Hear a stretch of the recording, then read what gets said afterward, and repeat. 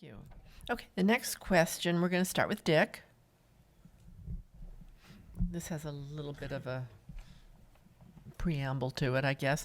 Malaga Cove Plaza landlords complain that the city-owned parking lot's too small.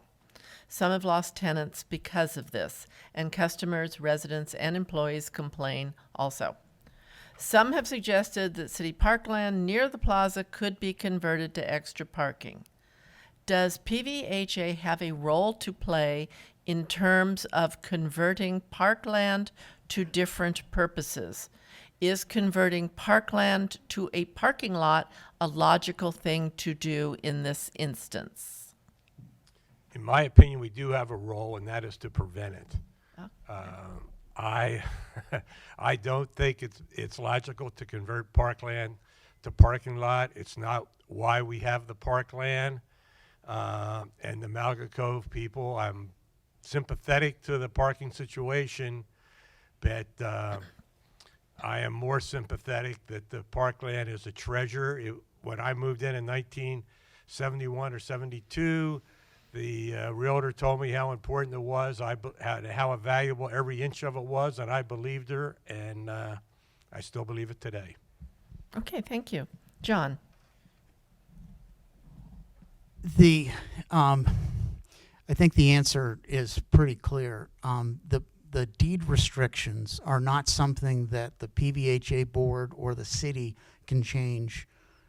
They are embedded and they are behind it. And the deed restriction specifically says that the parkland that's designated as parkland has those deed restrictions, says it must be maintained for public recreational use and cannot be sold for commercial activities. You cannot convert it into a parking lot.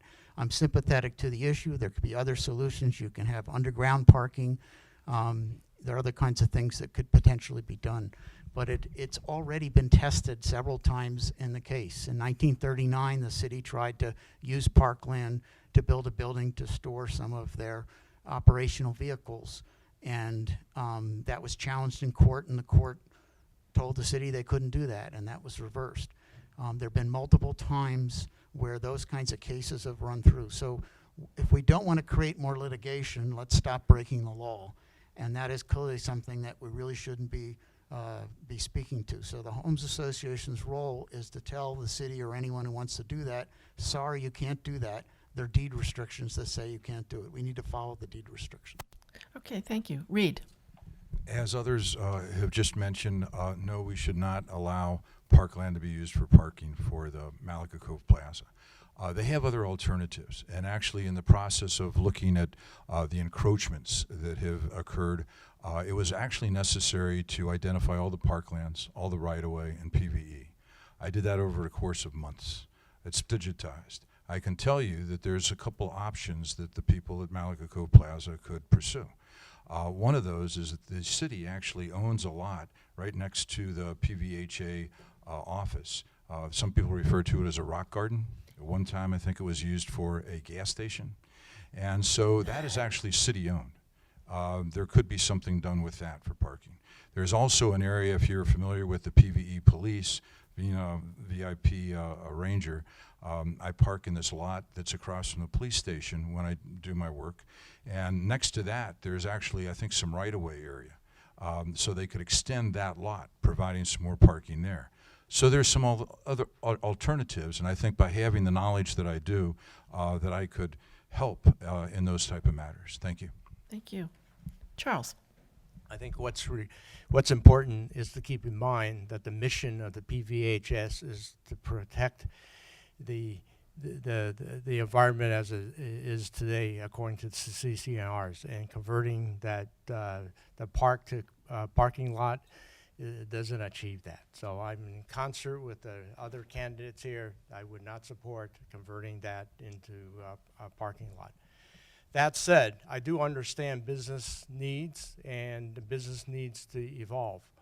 So there are various creative solutions, some which have been mentioned by Reed, but there are other ways in which we can grow our businesses in Malaga Cove without resorting to converting that park into parking lot space. in some of the other cities, which I have investments in, we've used shuttles to shuttle customers into the parking structure, and providing alternatives for them to come visit the shops. So anyway, I would not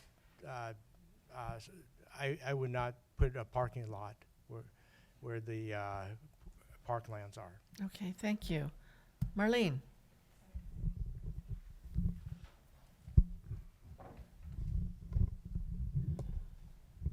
Okay, I think it's clear that Parkland is not going to be turned into parking lots.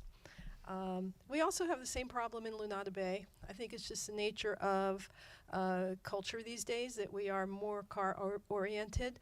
One of the beauties of our community is that it was actually designed for walkability. And it is possible to walk from my house to the commercial center, or it is possible to walk from Lunada Bay to Malaga Cove. And I think if we make our trails and our walkways more inviting and more attractive and easier to use, that would also be helpful for some of these issues. There's plenty of right-of-way, and there's a lot next to City Hall that's not a park. It's where the Peacock Jail is. Oh, yeah. Yeah. So there are other options besides taking Parkland to make parking, and I think we just need to be conscious of our lifestyle and carpool and take some alternatives. Originally, we had a train line running through Lunada Bay from Malaga Cove when the city was instituted, and people used to ride horses. Yeah. So I think we can evolve effectively. Thank you. Thank you. Gain?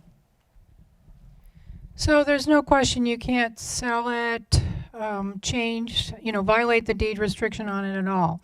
I really think this is a traffic and parking problem. As one of my other volunteer activities, I'm acting chairperson of the PVE Traffic Safety Alliance. That is actually completely voluntary. It is not a government committee.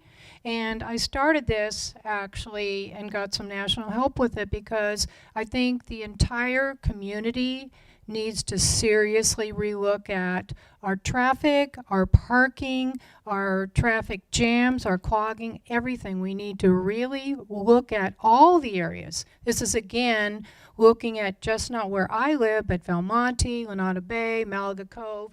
And I echo what Marlene is saying. We really do need to fix some of these problems because they crop up as sore spots for us over and over and over.